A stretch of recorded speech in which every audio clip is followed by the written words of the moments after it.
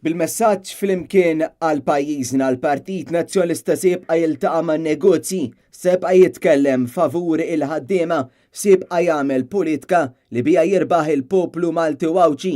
Kien dan il-messaġġ tal-kap tal-Partit Nazzjonalista Idren Delija f'Taxbiex fejn irrimarka kif il-Partit Nazzjonalista se jaħdem biex ibiddel l-attitudni ta' gvern li nesa lil Maltin.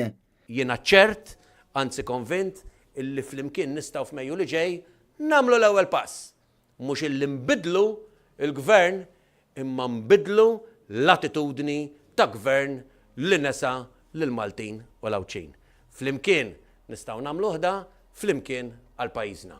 Fil-każin tal-Partit Nazzjonalista tal-istess lokalità, Idren Delija qal il-Partit Nazzjonalista fl-aħħar xhur iltaqa' ma' numru ta' negozji żgħar mifruxin f'numru ta' lokalitajiet u issa jiltaqa' anki ma' intrapriżi kbar. U qal il-Partit Nazzjonalista kien dejjem dak li jemmen fl-Unjoni Ewropea u kien dak li dejjem emmen fil-kapaċitajiet tal-Maltin.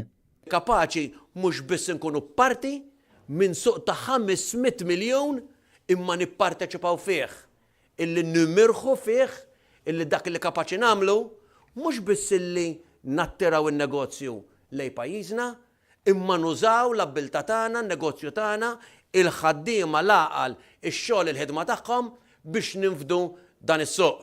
Il-membri parlamentari Ewropej illi jirrappreżentaw il-Partit Nazzjonalista fl-aħħar sin nikkonċentraw biex jiddefendu in-negozji Maltin. Idren Delija qal il-Ministru Xikluna fl-aħħar intabaħ li l-Gvern mhux preparat għad tkabbir u li l-Partit Nazzjonalista għandu raġun. Għalilna iva, Malta mhijiex preparata għall-iżvilupp li qed isir u għandna il-problemi ġejjin għal fuqna. Dak illi ilna ngħidu illi dan huwa gvern bla pjan, dalgħodu il-Ministru Xikluna ikkonfermah formalment u qed jgħid illi issa jrid illi l-ekonomija tnaqqas għax il-gvern mhux ippreparat għad tkabbir illi hemm. Idren Delija qal il-Partit Nazzjonalista se jibqa' jindirizza l-isfidi sabiex jissawru fi proposti ta' opportunitajiet li minnhom igawdi l-poplu Malti u Awċi kollu. Waqt l-istess laqgħa tkellem il-kandidat tal-Partit Nazzjonalista l-elezzjonijiet Ewropej Michael Brigolio u kif ukoll il-kandidat għall-elezzjoni tal-Kunsill Lokali ta' Taxbiex Eugenio Muscat. Michael Brigolio tkellem dwar kif permezz tal-Unjoni Ewropea irridu naraw x'fondi aktar nistgħu nakkwistaw biex ninvestuhom fil-poplu Malti u Awċi u fil-ħaddiema. U fost l-oħrajn qal li hemm bżonn inħarsu l-problemi kurrenti tas-soċjetà fosthom il-pagi baxxi, l-uli tal-ħajja u l-housing poverty.